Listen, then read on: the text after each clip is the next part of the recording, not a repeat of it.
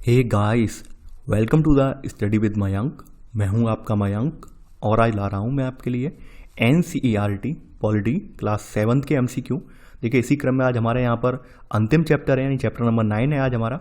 यहाँ पर हम समानता के लिए संघर्ष जानेंगे। तो चलिए स्टार्ट करते हैं आज का वीडियो। देखते हैं मैं क्या क्या डिस्कस करना है यहाँ पर। आज का पहला प्रश्न है आपका, भारत का संविधान हर भारतीय नागरिक को समान दृष्टि से देखता है, लेकिन फिर भी हमारे समाज में असमानता और भेदभाव का बोलबाला है। भारतीय समाज में व्याप्त असमानता और भेदभाव के संदर्भ में निम्नलिखित कथनों पर विचार कीजिए। यहाँ पर पूछा गया है कौन सा कथन सही है।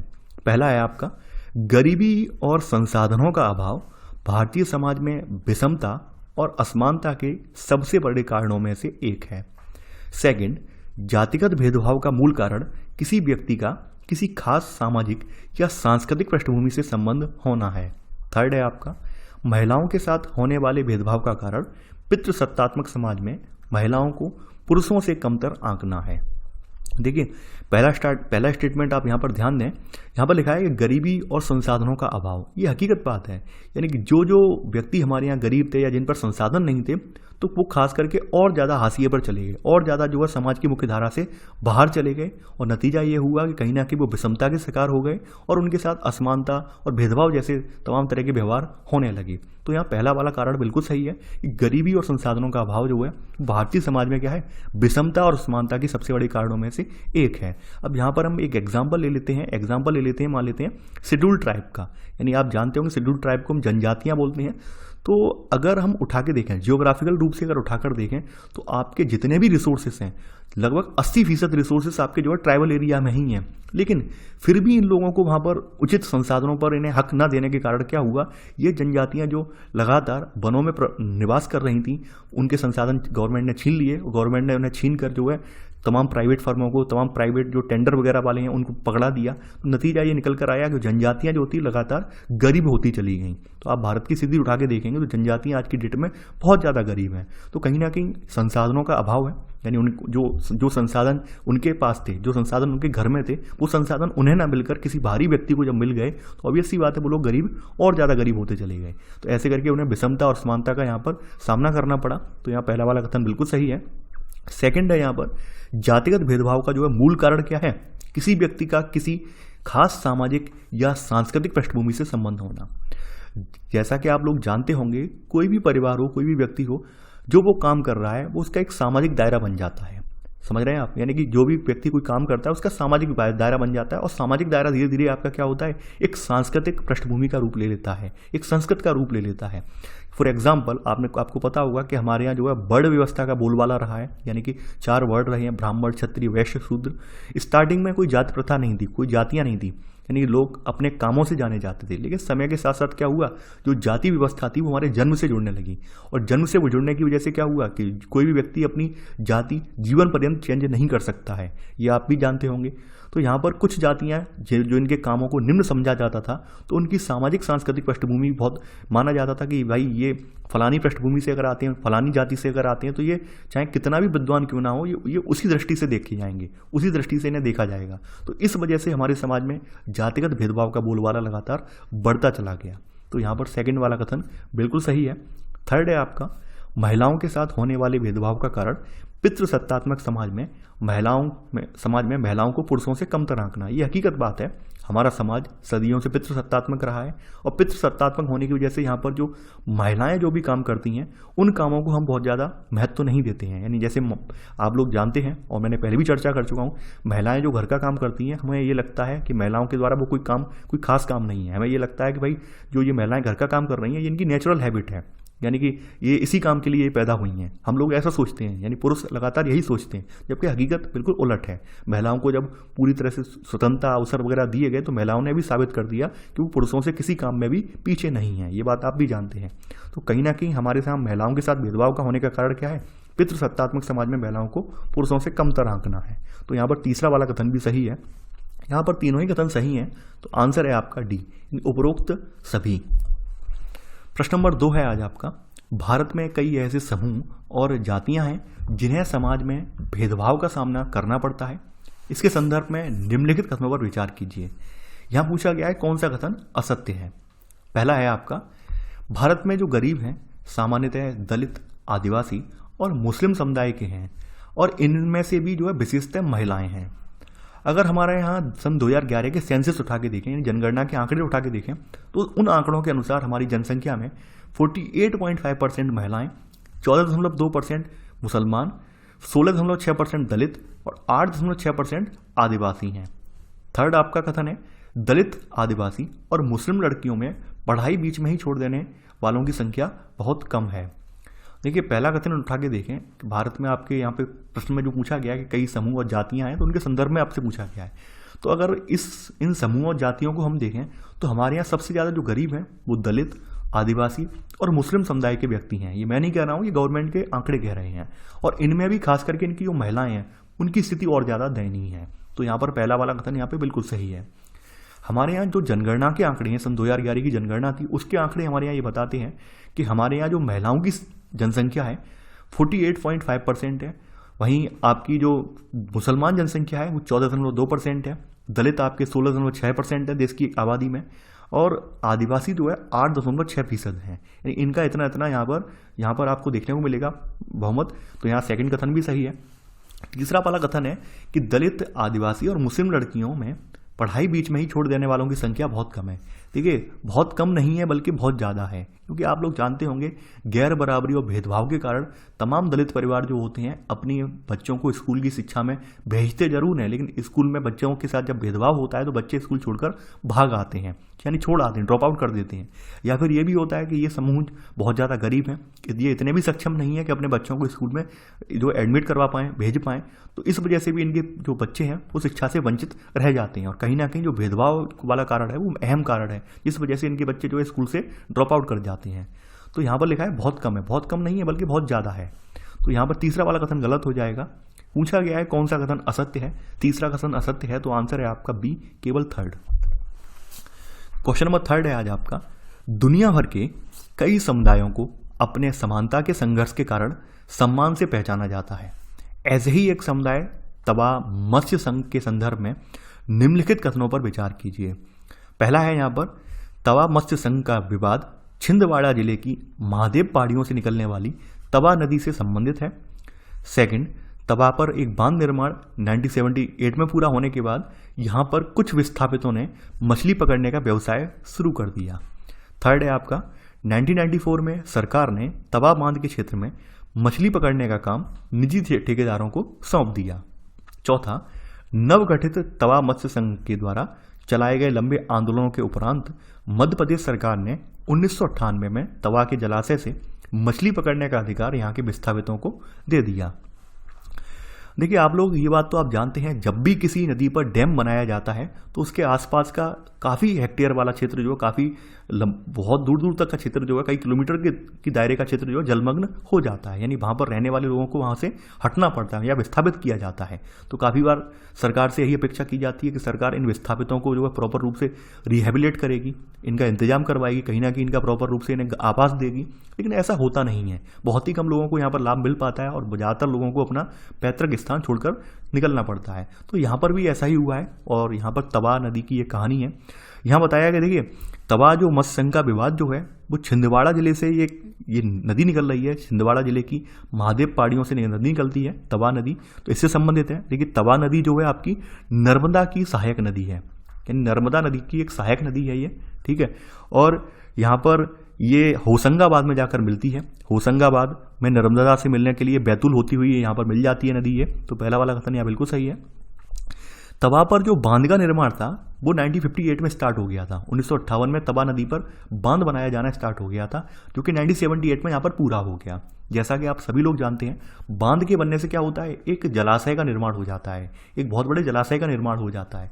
तो यहाँ पर क्या था, जो लोग ऑलरेडी विस्थापित हो चुके थे तो उन्होंने एक तरीका ये निकाला, क्योंकि बांध बन चुका है तो उन्हें लगा कि भाई यहाँ पे मछलियाँ ही पकड़ने लगेंगे हम। तो ऐसे करके कुछ बहुत सारे जो विस्थापित लोग थे तो वो वहाँ पे मछलियाँ पकड़ने लगे और मछली पकड़कर जैसे तैसे अपनी आजीविका चलाने लगे, क्योंकि उनकी खेती वगैरह तो जलमग्न हो गई थी, खेती वगैरह तो पूरा इसमें जल में डूब गई थी। तो उन्हें एक तरीका ये सूझा कि हम यहाँ पर क्यों ना इसी यहाँ पर जो जलाशय जलाशय बना है, तवा नदी पर जो बांध बना के जलाशय बना है, इसी जलाशय से मछलियाँ आप करते हैं। तो ऐसे करके 1978 में जब बांध का निर्माण पूरा हो गया है तो उसके बाद इन्होंने यहाँ से मछली पकड़ने का व्यवसाय शुरू कर दिया। अब चूंकि गवर्नमेंट की नज़र इस पर भी थी तो गवर्नमेंट ने क्या किया है, 1994 में वहाँ पर एकदम प्रतिबंध लगाकर, यानी आम आदमी के लिए मछली नहीं पकड़ सकता है वहाँ पर, इन्होंने ये कर दिया है गवर्नमेंट ने कि प्राइवेट ठेकेदारों को ये ठेका दे दिया है। कुछ पैसों के लालच में गवर्नमेंट ने प्राइवेट जो ठेकेदार हैं, निजी ठेकेदारों को यहाँ पर मछली पकड़ने का काम सौंप दिया है। तो जब प्राइवेट ठेकेदारों को काम सौंप दिया है तो प्राइवेट ठेकेदार ऑब्वियस सी बात है यहाँ पर किसी बाहरी व्यक्ति को मछली पकड़ने नहीं देंगे, क्योंकि वो क्षेत्र उनके लिए रिजर्व हो गया। तो ऐसे में एक संघर्ष की शुरुआत होती है। तो संघर्ष धीरे धीरे क्या होता है, एक आंदोलन का रूप ले लेता है। तो यहाँ पर एक तवा मत्स्य संघ बना है, तवा मत्स्य संघ यहाँ पर बना है। तो इसने क्या किया है, सरकार से मांग की है कि पहली बात तो आपने हमें विस्थापित कर दिया, यहाँ से हटा दिया, उसका भी कोई मुआवजा नहीं दिया है। अब हम जैसे तैसे करके अपनी आजीविका चला रहे थे, आपने वो भी हमसे छीन ली। तो ऐसे करके उनका एक लंबा संघर्ष चला है, लंबा आंदोलन चला है। इसके उपरांत गवर्नमेंट को झुकना पड़ा है और 1996 में, 1998 में नहीं बल्कि 1996 में, 1996 में गवर्नमेंट को आदेश जारी करना पड़ा है कि भाई यहाँ पर मछली पकड़ने का अधिकार यहाँ के स्थानीय लोगों का है। यानी जो तवा पर जलाशय बनाया तवा नदी पर, वो उसमें मछली पकड़ने का अधिकार जो है यहाँ के विस्थापितों को दे दिया जाए। यानी कि जो प्राइवेट ठेकेदारों को अब ना देकर यहाँ के स्थानीय लोग हैं वही आराम से पकड़ें, हमें कोई वहाँ पर आपत्ति नहीं है। तो यहाँ पर चौथा कथन गलत हो जाएगा, क्योंकि चौथे वाले में यहाँ पर डेट लिखी है 1998, नहीं 1996 में अधिकार दिया गया है। तो यहाँ पर पहला, दूसरा, तीसरा कथन सही है और चौथा कथन गलत है। देखिए चौथे में केवल डेट गलत है, बाद बाकी कथन आपका पूरा सही है। ठीक है, तो यहाँ पर आंसर होगा डी, यानी केवल 1, 2 और 3। क्वेश्चन नंबर 4 है आज आपका, भारत का संविधान एक जीता हुआ दस्तावेज है। देश में समता के लिए चलने वाले आंदोलन और संघर्ष अक्सर संविधान के आधार पर ही समता और न्याय की बात करते हैं। इस संदर्भ में निम्नलिखित कथनों पर विचार कीजिए। यहां पूछा गया है कौन सा कथन असत्य है। पहला है, भारतीय संविधान देश के सभी नागरिकों को अपने साथ हो रहे भेदभाव के विरुद्ध आवाज उठाने की पूरी स्वतंत्रता देता है। सेकंड है, लोग असमानता के विरुद्ध अपनी प्रतिक्रिया पत्राचार, जनसभाओं, आंदोलनों और अन्य कलात्मक अभिव्यक्तियों के जरिए कर सकते हैं। थर्ड है, भारत के संविधान में किसी व्यक्ति के मौलिक अधिकारों का हनन होने पर पीड़ित व्यक्ति उच्च न्यायालय व सर्वोच्च न्यायालय का दरवाजा खटखटा सकता है। चौथा है आपका, लोकतंत्र का चतुर्थ स्तंभ कहे जाने वाला मीडिया, इसको भी लोगों के हितों और उनके साथ हो रहे भेदभाव की बात स्पष्ट तरीके से रखने का अधिकार है। देखिए यहाँ पर पहली लाइन तो आपने ध्यान से पढ़ने वाली बात है, भारत का संविधान एक जीता जागता दस्तावेज है। इसका मतलब आप जानते ही होंगे, यानी कि हमारा संविधान ऐसा नहीं है कि एकदम जड़वत वस्तु हो। जड़वत का मतलब क्या होता है कि एक बार बन गया और बनने के उपरांत केवल यही मानना होगा, इसमें परिवर्तन नहीं होंगे। नहीं, हमारे यहाँ जरूरत पड़ने पर इसमें परिवर्तन भी होते हैं। अगर हमें कोई चीज़ ये लगती है कि वर्तमान समय के हिसाब से ये जो चीज़ है ये प्रासंगिक नहीं है, तो हमारे यहाँ उसमें संशोधन भी किया जाता है। तो इसलिए इस संविधान को हमने जीवंत दस्तावेज की संज्ञा दी है। ये बात आप जानते होंगे। तो बात करें हमारे देश की और हमारे संविधान की, तो हमारे संविधान ने हमारे देश के सभी नागरिकों को फंडामेंटल राइट्स दिए हैं, यानी मौलिक अधिकार दिए हैं। और जब भी हमारे मौलिक अधिकारों का हनन होता है तो हमें अपने साथ जो हमारे साथ भेदभाव हो रहा है उसके विरुद्ध हम आवाज़ उठाने के लिए पूरी तरह से स्वतंत्र हैं। ये हमारा संवैधानिक राइट है। तो पहला वाला कथन यहाँ बिल्कुल सही है। हम अपने साथ हो रहे भेदभाव को पत्राचार के जरिए, जनसभाओं को करके, आंदोलन चलाकर या अन्य कलात्मक अभिव्यक्तियाँ यानी गीत गाकर, ठीक है, जो है कहीं पर गीत गाकर या सम्मेलन वगैरह में हम यहाँ पर तमाम तरह से और भी है नृत्य करके, संगीत करके, नाटक वगैरह, नुक्कड़ नाटक आयोजित करके, इन सभी कलात्मक अभिव्यक्तियों के जरिए इनके जो प्रतिक्रिया हम कर सकते हैं। मान लीजिए सरकार की किसी योजना से हम खुश नहीं हैं तो हम अपनी कलात्मक अभिव्यक्तियों के जरिए इसका विरोध प्रदर्शन दर्ज करवा सकते हैं। ये हमें संवैधानिक राइट मिला हुआ है, अधिकार है हमारा। तो यह सेकंड वाला कथन भी सही है। आप सभी को पता होगा कि हमारे यहाँ हमारे मौलिक अधिकारों का हनन होने पर हम उच्च न्यायालय और सर्वोच्च न्यायालय दोनों में जा सकते हैं। उच्च न्यायालय में आपको पता होगा कि अनुच्छेद 32 के तहत जाते हैं सुप्रीम कोर्ट में, और वहीं हाई कोर्ट्स में हम कितने के तहत जाते हैं, अनुच्छेद 226 के तहत। यानी हम यहाँ पर सुप्रीम कोर्ट में अपने मौलिक अधिकारों का हनन होने के संदर्भ में अनुच्छेद 32 के तहत और हाई कोर्ट में अनुच्छेद 226 के तहत जा सकते हैं। ठीक है, तो तीसरा वाला कथन भी यहाँ पर सही है। वहीं आपके यहाँ लोकतंत्र में आपके यहाँ मीडिया को भी यहाँ पर स्वतंत्रता मिली हुई है। यानी मीडिया का दायित्व ये होता है, देश में चल रही सरकार जो भी कार्य कर रही है उसके सरकार के अगर मान लीजिए अच्छे काम है तो उनकी प्रशंसा करना, और गलत काम है, गलत नीतियां हैं तो उनकी आलोचना करना, और समय समय पर जनता के हितों के मुद्दे वगैरह जो हैं उनको दिखाते रहना, उनको उठाना, उन पर प्रश्न पूछना, ये मीडिया का रोल होता है। तो हमारे यहाँ मीडिया बंधी हुई नहीं है, मीडिया को पूरा स्वतंत्रता सौंपी गई है कि आप लोग समय समय पर आप जो है स्पष्ट तरीके से जो जनता के साथ भेदभाव हो रहे हैं उनको आप सामने रखेंगे ताकि सरकार भी उन्हें संज्ञान में ले सके, समझे। तो यहाँ पर चौथा कथन भी आपका सही है। यहाँ पर पूछा गया है कौन सा कथन असत्य है, ठीक है। यहाँ पर चारों में से कोई भी कथन असत्य नहीं है, तो आंसर होगा डी, इनमें से कोई कथन असत्य नहीं है। क्वेश्चन नंबर 5 है आज आपका, अंतर्राष्ट्रीय समुदाय द्वारा संयुक्त राष्ट्र के माध्यम से 17 सतत विकास लक्ष्यों की ऐतिहासिक योजना में गरीबी और असमानता को कम करने के लिए उठाए गए कदमों के संदर्भ में निम्नलिखित कथनों पर विचार कीजिए। यहां पूछा गया है कौन सा कथन आपका सही है। पहला है 17 सतत विकास लक्ष्यों में पहला लक्ष्य आपका गरीबी का अंत करना है। सेकंड, दुनिया भर के समाजों में व्याप्त असमानता को कम करने के लिए 17 सतत विकास लक्ष्यों में 10वां लक्ष्य असमानता को कम करना रखा गया है। देखिए, अगर हम बात करें जो है आपके यूएन के प्रतिनिधि में जो है यहाँ पर 17 जो सस्टेनेबल डेवलपमेंट गोल को रखा गया है और जिन्हें कि 2030 तक अचीव करना है, ठीक है। सभी इसके जो समर्थक देश हैं उनका मानना यही है कि 2030 तक इन्हें अचीव करना है, इसके लिए प्रतिबद्ध भी हैं लोग, ठीक है। तो यहाँ पर पहला लक्ष्य यहाँ पर रखा गया है गरीबी को कम करना, पहला ही टारगेट यहाँ पर ये है, पहला वाला लक्ष्य गरीबी को कम करना। और यहाँ पे 10वां लक्ष्य जो रखा गया है, उस 10वें लक्ष्य में रखा गया है कि जो असमानता व्याप्त है समाज में, भेदभाव व्याप्त है, जिसकी वजह से लोगों के साथ भेदभाव हो रहा है, उस असमानता को कम करना है, उस असमानता के कारणों को पहचान कर उसका प्रॉपर रूप से निदान करना है और असमानता को कम करना है। देखिए, आपसे मैं एक यहाँ पर बात बोल रहा हूँ, 17 सस्टेनेबल डेवलपमेंट गोल जो रखे गए हैं उन्हें आप किसी पैटर्न को बनाकर याद कर लीजिए। जैसे आपने देखा होगा कि हमने जो पीरियोडिक टेबल थी आपकी 9, 10, 11, 12 में, जो केमिस्ट्री में पीरियोडिक टेबल थी, आपने याद की थी, पूरे एलिमेंट याद किए थे, पहले नंबर पे कौन सा आता है, दूसरे पर कौन सा आता है। तो उसी तरह से आपको एक सीक्वेंस बनाकर, एक पैटर्न बनाकर ये 1 से 17 तक जो भी लक्ष्य रखे गए हैं, गोल रखे गए हैं, इनको आपको याद करना पड़ेगा। खास करके आपके यूपीएससी एग्जाम में कई बार ये पूछा गया है और संभवतः 2030 तक जब तक ये अचीव नहीं हो जाते तब तक ये पूछे ही जाते रहेंगे। तो आप लोगों को करना यही है कि जैसे हमने पीरियोडिक टेबल याद की थी केमिस्ट्री में, उसी तरह से हमें ये भी याद करने होंगे, ठीक है। आप कोई भी ट्रिक बना लीजिए, कोई भी आप अपने हिसाब से कोई पैटर्न बना लीजिए, कैसे आप याद रखेंगे।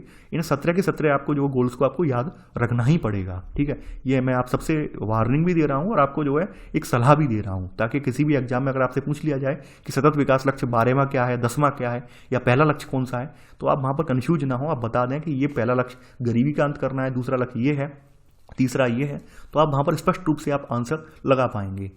तो यहाँ पर आंसर है आज आपका सी, यानी 1 और 2 दोनों। तो इसी के साथ आपका यहाँ पर वीडियो भी समाप्त हो जाता है और क्लास 7th की आपकी जो पॉलिटी है उसके एमसीक्यू भी यहाँ पर समाप्त हो जाते हैं। इसके बाद हम यहाँ पर अब क्लास 8th देखेंगे। तो आई होप आप लोगों को ये सीरीज काफ़ी पसंद आई, और यहाँ पर सबसे इंपॉर्टेंट बात यह है कि यहाँ पर मेरा भरसक प्रयास यही है कि आपको जो क्वेश्चन मैं दे रहा हूँ वो सभी यूपीएससी मानक के हैं, यानी कि यहाँ पर आप खुद अनुमान लगा सकते हैं कि यहाँ पर कोई रैंडम पर्सन, यानी कि आप में से कोई रैंडम पर्सन आए और केवल नोट्स, शॉर्ट नोट्स पढ़कर अटेम्प्ट कर ले क्वेश्चन, ऐसा पॉसिबल नहीं है। या जब तक पॉसिबल नहीं है, जब तक आपने या तो मेरे वीडियो ना देखे हो पूरे वाले, या फिर आपने नोट्स ना बनाए हो, तब तक ये पॉसिबल नहीं है। यानी आपने अगर मेरे द्वारा बनवाए हुए नोट्स बनाए हैं तभी आप इन्हें अटेम्प्ट कर पाएंगे।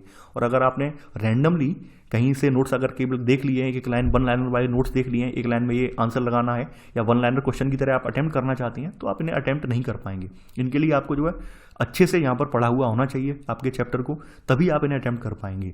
तो आप कोशिश कीजिए कि आप चैप्टर को जो अच्छे से पढ़िए, और आप चैप्टर को पढ़ने का समय नहीं है एंड टाइम पर, तो आप ये वीडियो देख लें, ये वीडियो भी आपके लिए सफिशियंट है। यानी इन वीडियो में मैंने पूरा चैप्टर कवर करवाने की पूरे प्रयास किए हैं। हर प्रश्न में मैंने यहाँ पर व्याख्यान भी दिया है, ताकि आपके अंदर जो मूलभूत अवधारणा है वो आपको क्लियर हो जाए।